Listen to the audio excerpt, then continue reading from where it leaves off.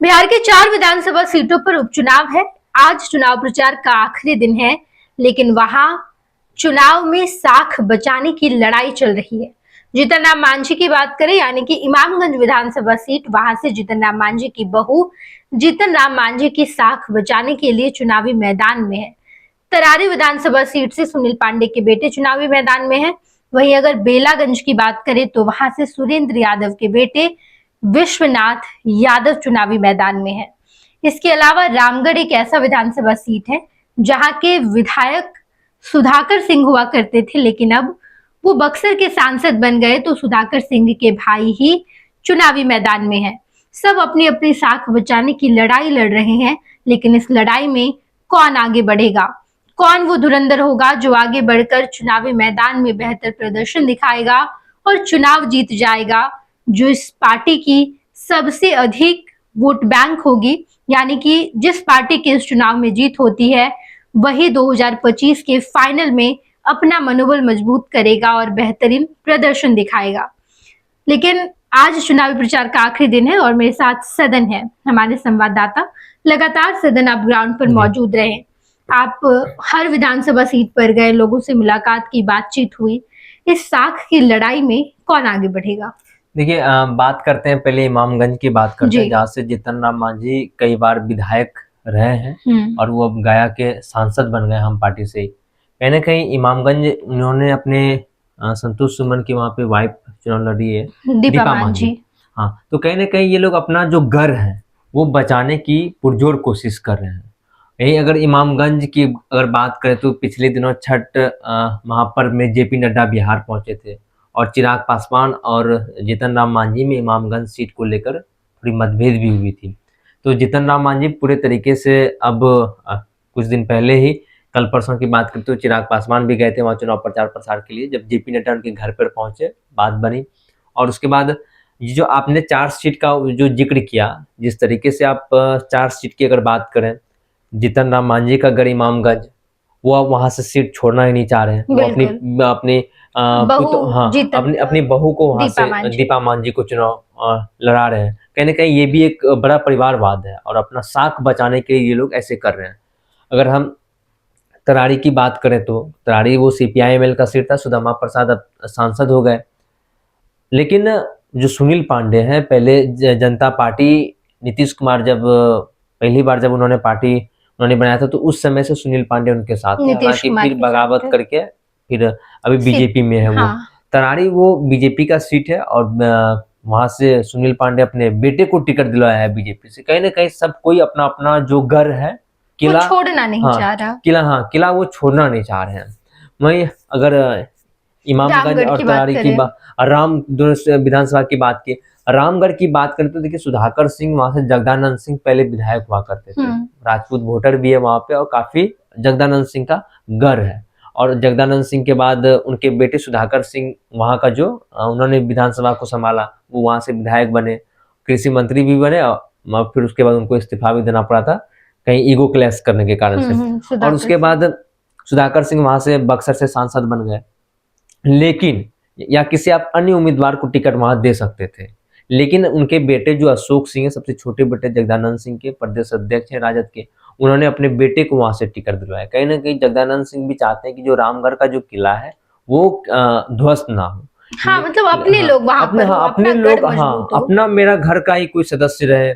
आपके पास बहुत सारे उम्मीदवार हैं और बहुत सारे ऐसे कार्यकर्ता हैं जो कि ग्राउंड लेवल पे भी काम करते हैं, वो लोग भी टिकट चाहते हैं। लेकिन जो हम बात करें 4 सीटों के उपचुनाव को लेकर, लेकिन कहीं ना कहीं इसमें सब कोई अपना अपना जो साख है वो अपना अपना बचाने की कोशिश में लगा है। वो तख्त उनका जो है वो हिले नहीं। रामगढ़ की हम बात किए, रामगढ़ में अशोक सिंह को टिकट दिया, कहीं ना कहीं जगदानंद सिंह वो जो सीट है वो कहीं ना कहीं वो छोड़ने के लिए नहीं चाह रहे। जगदानंद सिंह, सुधाकर सिंह, अब जो है उनके छोटे बेटे अशोक सिंह। अब बात करते हैं तरारी, इमामगंज, रामगढ़ की बात हुई तो बेलागंज की बात करते हैं। सुरेंद्र यादव अब वो सांसद हो गए हैं, अब जहानाबाद के सांसद हो गए। और अब जो है उनके वहां से वो खैर हम तकरीबन 20 साल की 4 या 5 टर्म वो वहां से विधायक रहे। रामगढ़ सुधाकर सिंह जैसे जगदानंद सिंह का घर, तो उसी तरह ठीक बेलागंज जो है वो सुरेंद्र यादव का काफी गढ़ है। बिल्कुल, 4 बार 5 बार लोकसभा चुनाव के दौरान हम वहां गए भी थे और हमने जो देखा कि सुरेंद्र यादव की बहुत पकड़ है बेलागंज में, और अगर उनके कैंडिडेट वहां से चुनाव लड़ते हैं या फिर अपने परिवार के सदस्य कोई लड़ते हैं तो इसका बहुत बड़ा फायदा राजद को होगा, और इसी वजह से सुरेंद्र यादव के बेटे विश्वनाथ यादव को लेकिन बेलागंज का जो थोड़ा स्थिति इस बार उतनी सुरेंद्र यादव के साथ नहीं, थोड़ी विपरीत भी स्थिति है, क्योंकि लोगों ने जो कहा उसके अकॉर्डिंग हम आपको बता रहे हैं। लेकिन कहीं ना कहीं ये 4 सीट की अगर हम लोग बात करें तो कहीं ना कहीं सभी पार्टी दल की लड़ाई नहीं है, अपनी अपनी साख की लड़ाई है। क्योंकि मेरे तख्त पे कोई ना बैठे, अगर बैठे तो मेरे घर वाले ही कोई बैठे, मेरा बेटा ही बैठे। जगदानंद सिंह का बेटा रामगढ़ से, आपके पास अन्य प्रत्याशी अन्य कार्यकर्ता भी हैं, और बेलागंज में आपने जो कैंडिडेट उतारा, इमामगंज में जो आपने कैंडिडेट तरारी की बात करते, तो चारों जगह जो है सभी अपने अपने साख की लड़ाई लड़ रहे हैं। बिल्कुल, बेलागंज की बात करें तो वहां आज लालू प्रसाद यादव का आना भी हुआ, हिना साहब वहां पर दिखाई दी, उनके बेटे उसामा भी वहां पर दिखाई दिए, तो ये तमाम लोग उसामा का वहां पे काफी भारी विरोध भी देखा गया। कुल मिलाकर साख को बचाने के लिए पूरी पार्टी जोरों शोरों से लगी है।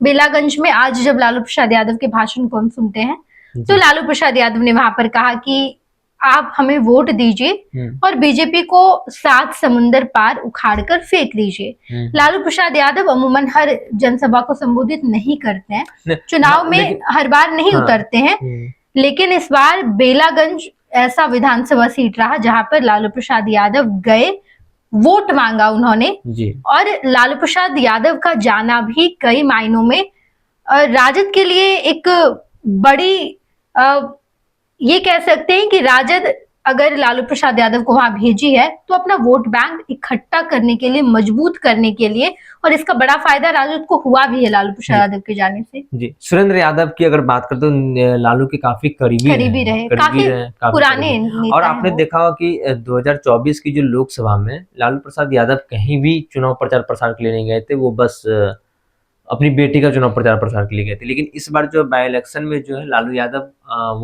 बेलागंज गए, और सबसे बड़ी बात है जो उनके करीबी हैं, सुभाष यादव की बात करें, कोडरमा से वो चुनाव लड़ रहे हैं, जेल में है लेकिन नॉमिनेशन उन्होंने किया, वहां से उनको प्रत्याशी बनाया गया है, तो उनके भी प्रचार में गए। तो लालू प्रसाद यादव अपने जो करीबी हैं सबसे, आपके पास 4 सीट है, जबकि 3 सीट राजद का ही, 1 सीट CPI-ML का, लेकिन आपने बेलागंज चुना, बेलागंज आप गए, सुरेंद्र यादव के जो बेटे हैं, कहीं ना कहीं सुरेंद्र यादव लालू प्रसाद यादव के बेहद करीबी है, और कहीं ना कहीं इस वजह से भी लालू प्रसाद यादव को वहां पे जाना पड़ा। ये साफ तौर पर समझा जा सकता है कि देखिए, आप पार्टी तमाम पार्टी है, चाहे बीजेपी भी अछूत नहीं है। आपने सुनील पांडे के बेटे कुछ दिन पहले ही कांग्रेस में थे, और उसके बाद अपना पूरे कार्यकर्ता के साथ सभी को लेकर तकरीबन 3-4 मंथ पहले की बात है, 2 या 3 मंथ पहले की बात है, पार्टी कार्यालय, भाजपा के प्रदेश कार्यालय में भव्य तरीके से उनका स्वागत हुआ। सुनील पांडे के बेटे, हेडिंग भी बनी कि सुनील पांडे के बेटे जो है अब बीजेपी का दामन थामा। तो उसी समय से ये चर्चाएं होने लगी कि कहीं ना कहीं तरारी से जो है सुनील पांडे के, क्योंकि वो सुनील पांडे भी वहां से विधायक रहे हैं तरारी से, उनका भी वो गर रहा है, काफी गर रहा है। और सुदामा प्रसाद से अगर चुनाव हारे वहां, अगर सुनील पांडे और सुदामा प्रसाद में जो वहां पे लड़ाई हुई थी तो बीजेपी के कैंडिडेट 3रे नंबर पर चले गए थे।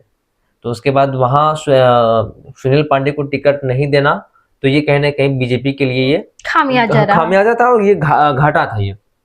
लेकिन इस बार जो तरारी से जो टिकट जो दिया गया है, कहीं ना कहीं तरारी इस बार CPI-ML के हाथों से कहीं ना कहीं इस बार फिसलने वाली है, और उनके बेटे वहां से चुनाव लड़ेंगे, क्योंकि कांग्रेस में थे, वो चाहते थे लोकसभा का टिकट, लेकिन टिकट नहीं मिला। लेकिन इस बार 4 विधानसभा सीट है सदन, और चारों विधानसभा सीट पर उपचुनाव होना है। साख की लड़ाई है आज, यानी कि 11 नवंबर का दिन, आखिरी चुनाव प्रचार सोमवार का दिन, और उसके बाद 13 नवंबर को मतदान होंगे। सभी पार्टियों ने जोरों शोरों से दमखम दिखाया, चुनाव प्रचार किया, पूरी ताकत लगा दी। लेकिन देखना दिलचस्प होगा कि जब मतदान होते हैं तो जब रिजल्ट सामने आएगा तो कौन अपनी साख की लड़ाई में अव्वल आता है, कौन जीत पाता है और कौन हार जाता है। तमाम खबरों से हम अपने दर्शकों को रूबरू कराएंगे। आप देखते रहिएगा खुश बिहार झारखंड। धन्यवाद। भारतीय जनता पार्टी का सदस्य बनने के लिए 8800002024 पर मिस्ड कॉल करें। निवेदक Bharatiya Janata party Bihar. Panorama group, जो सोचता है वो करता है। ये लो मुंह मीठा करो, आज मैंने अपना जॉब छोड़ दिया। अब हम पूर्णिया वापस जाएंगे। जॉब छोड़ दिया है? मतलब ये घर कैसे चलेगा? हम करेंगे क्या? और माँ बाबूजी क्या बोलेंगे? इसलिए मैं एक और मिठाई का डब्बा लाया। अपने बिजनेस के लिए लोन अप्रूव हो गया। अरे लोन अप्रूव हो गया वो तो ठीक है, लेकिन पूर्णिया में हम रहेंगे कहाँ? अपना घर भी तो नहीं है वहाँ। इसलिए तो एक और मिठाई का डब्बा अलग से लाया हूँ। हमने पूर्णिया में घर ले लिया है, पूर्णिया के ई होम्स पैनोरमा में। पूर्णिया में पैनोरमा ग्रुप लेकर आए हैं ई होम्स पैनोरमा। बड़ा घर, आलीशान जिंदगी और अत्याधुनिक सुविधाओं के संग। अरे अरे, अब क्यों मुंह मीठा करवा रही हो? क्योंकि हम घर वापसी जो कर रहे हैं। घर वापसी की खुशी पूर्णिया में ई होम्स पैनोरमा के संग। ई Homes Panorama, luxurious lifestyle redefined.